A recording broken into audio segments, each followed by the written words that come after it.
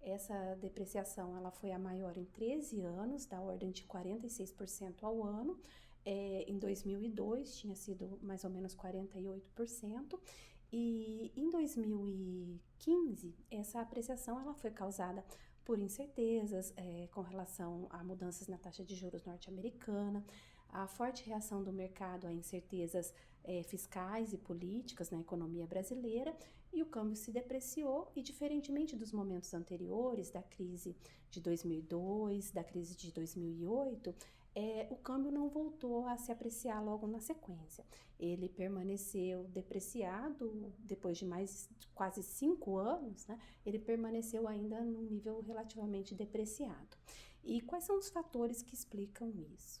Eu tentei trabalhar de forma empírica, uma análise gráfica, elencar as principais variáveis importantes para explicar a determinação da taxa de câmbio, e elenquei um conjunto de variáveis, né?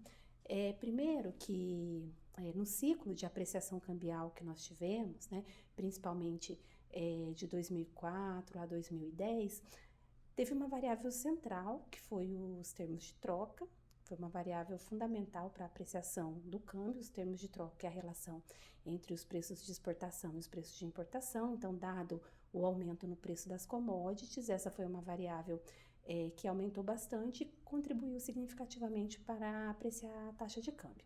Além disso, outras variáveis como o influxo financeiro, né, o influxo financeiro líquido foi uma variável fundamental para explicar a apreciação desse período, a variação nas reservas internacionais e também uma variável de risco. Esse foi um momento de queda significativa no risco país e, por consequência, uma apreciação da taxa de câmbio.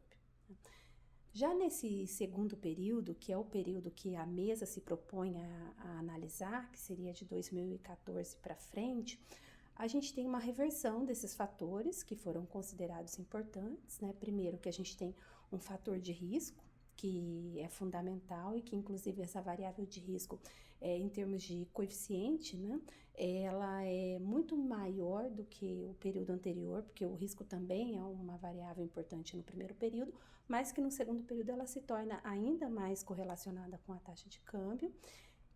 Uma outra variável bastante importante é o diferencial de juros, né? Houve uma queda significativa no diferencial de juros, na diferença entre a nossa taxa de juros e a taxa de juros internacional, além de que houve um fenômeno global de redução do fluxo de capitais para os países emergentes, entre eles o Brasil, e dada a redução no diferencial de juros, isso se acentuou, né? E como essa entrada de capitais é a principal variável que explica a acumulação de reservas, né, o principal canal de acumulação de reservas, já que as nossas reservas elas são emprestadas, ou seja, elas não são nossas, elas são os fluxos de capitais que vêm, mas que podem sair, é claro que não vão sair a qualquer momento, mas que podem sair. A gente tem que, dada a redução desses fluxos, há também uma certa estabilidade das reservas internacionais, que foi uma variável que cresceu significativamente no período anterior e que também contribuiu para a apreciação cambial.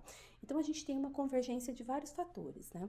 A redução nos termos de troca, que foi uma variável importante daquele primeiro período de apreciação.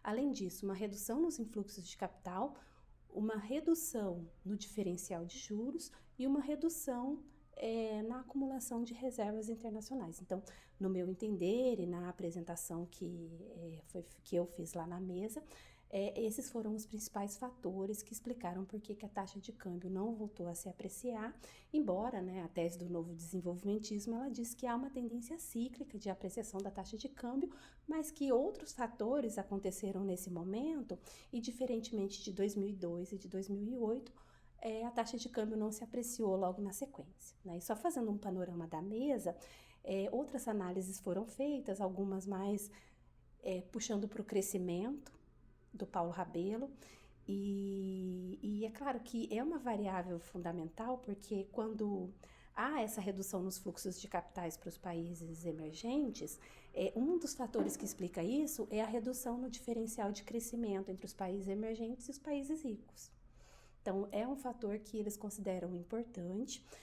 E aí ele puxou bastante essa questão do crescimento como explicação para essa depreciação do câmbio. Segundo ele, os investidores não têm mais interesse no Brasil. Houve uma análise mais financeira da taxa de câmbio, e eu entendo mais de curto prazo, e que explica uma parte, né, desse processo de depreciação da taxa de câmbio que o Marco Flávio e o André Roncalha fizeram, e a questão do professor Bresser, né, da taxa de câmbio de equilíbrio industrial, por que a indústria não responde a essa taxa, e uma tentativa de destacar os pontos principais do novo desenvolvimentismo.